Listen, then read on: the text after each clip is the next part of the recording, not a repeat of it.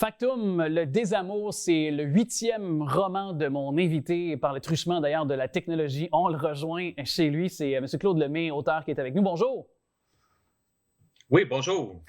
Je vous demanderais tout d'abord, parce qu'il faut préciser aux gens, peut-être contez-nous un petit peu, élaborez-nous sur le résumé de votre livre, cette intrigue là, qu'on peut évidemment constater avec Factum, le désamour. Oui, d'accord. Bon, bien sûr, Factum, le désamour, à la base, c'est un roman policier. Je le décris comme un roman policier, mais c'est pas tout à fait ça. C'est plutôt l'histoire d'un homme et sa détresse. Dans le sens, c'est que évidemment, il y a un meurtre, donc ça va assez bien avec les romans policiers. Mais dans ce sens-là, le meurtre, est-ce que c'est le début de l'histoire ou la finalité d'une triste existence? C'est un petit peu sur la dualité sur laquelle je joue. Globalement.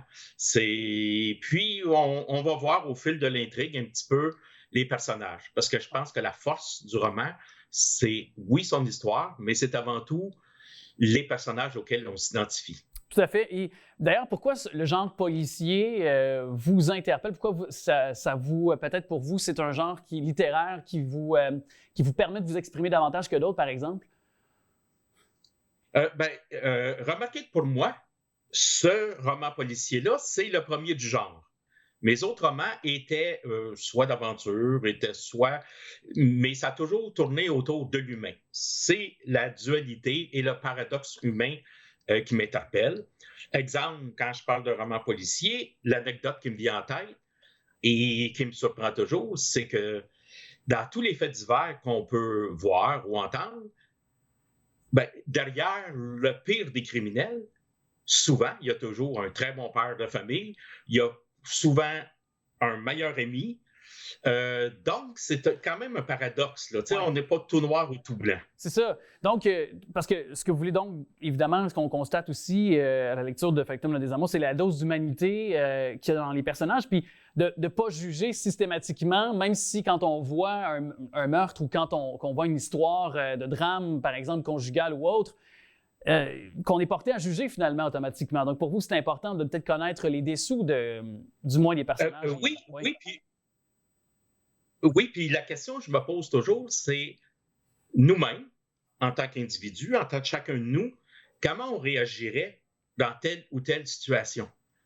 Puis, il y a toujours le facteur aussi, c'est que quand on perd tout, on n'a justement plus rien à perdre. Ouais. Et c'est peut-être là qu'on peut basculer facilement. Là. Donc, c'est un petit peu ça que j'aime explorer. Jusqu'où on peut aller finalement par dépit ou parfois même esprit de vengeance. Est-ce que même c'est de la vengeance ou de la délivrance aussi? Ça, parfois, c'est très sinueux comme ligne finalement. Oui, je trouve judicieux la nuance que vous apportez. Parce que, exemple, dans ce cas-ci, c'est pas vraiment une vengeance, quoique à la fin de la lecture, on comprend très bien les motifs du suspect. Mais c'est justement, je pense, c'est une délivrance. Puis souvent, la délivrance, c'est pas un geste concret, c'est la suite, c'est la résultante d'une suite d'éléments. Puis d'ailleurs, dans ce cas-ci, le principal suspect, j'en reviens à mon anecdote de tantôt, est même très sympathique aux enquêteurs là, qui sont sur son cas. Tu sais, c'est quand même un dilemme. C'est quand même fascinant de voir qu'à la base, on enquête sur un criminel qui nous est sympathique. Exactement. Et est-ce que pour vous, parce que d'aborder la question du meurtre ou du moins de ce genre de terrain-là, est-ce que par la suite, lorsqu'on termine la lecture, pas plutôt la lecture, mais plutôt l'écriture d'un livre comme celui-là, est-ce qu'on doit un peu se poser, prendre un temps d'arrêt pour tenter, tel un acteur qui incarnerait un meurtrier au cinéma, par exemple, qui est tellement imbibé, imprégné de son rôle qu'à un moment donné, doit prendre un peu de recul pour en sortir.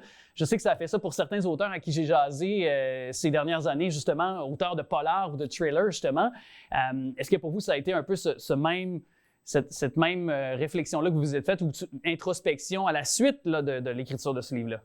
Pas à ce point-là. Parce que je pense que j'ai toujours un certain détachement face à mes personnages. Par contre, inversement ou peut-être malicieusement, j'espère que ça va faire cet effet-là chez le lecteur. Oui. J'espère qu'après la lecture, lui, il va se poser des questions. Lui, il va peut-être s'amener à une certaine introspection. Donc, c'est peut-être un petit peu plus malicieux de ma part. Ouais. Je sème ça pour le lecteur. Oui, d'ailleurs, est-ce que vous mettez toujours, peu importe, parce que là, évidemment, c'est votre 8e roman, fait que vous avez quand même beaucoup d'expérience et d'anticipation envers la lectrice ou le lecteur qui va par la suite être donc être la personne qui va s'imprégner de votre univers dans les romans respectifs. Mais est-ce que vous pensez toujours, justement, en fonction du lecteur ou de la lectrice lorsque vous pondez là, vos différents livres, là, finalement? Ben, inévitablement, parce que le but de l'auteur, c'est de rejoindre ses lecteurs. Puis le plus beau compliment qu'on peut me faire, c'est quand quelqu'un me dit « Hey, tel personnage, je me suis retrouvé en lui. » J'aime aussi quand on me dit « Tel personnage, je l'ai haï. » Donc, c'est bon signe. Donc, c'est d'aller susciter des sentiments, c'est d'aller susciter une réaction chez le lecteur.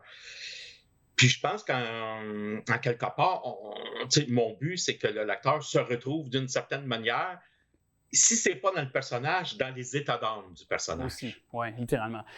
Monsieur Claude Lemay, est-ce que vous êtes actuellement travaillé sur un autre roman? Est-ce que vous avez des idées pour nous en peut-être élaborer un autre très prochainement? Ben, disons que là, c'est vraiment embryonnaire.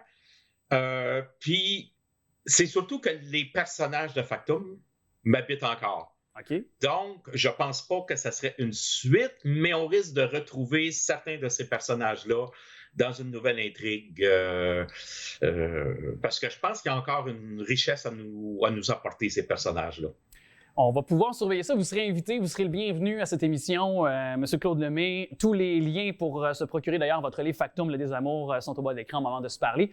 Je vous souhaite véritablement un bon succès avec ce bouquin et espérons se retrouver bientôt pour jaser sur un autre livre de votre cru. Oui, bien, c'est bien gentil. Merci à TV Laval. Merci à vous aussi de l'ouverture et de la couverture que vous donnez aux auteurs d'ici. C'est grandement apprécié. Un grand plaisir. Merci à vous. Merci. Bonne fin de journée.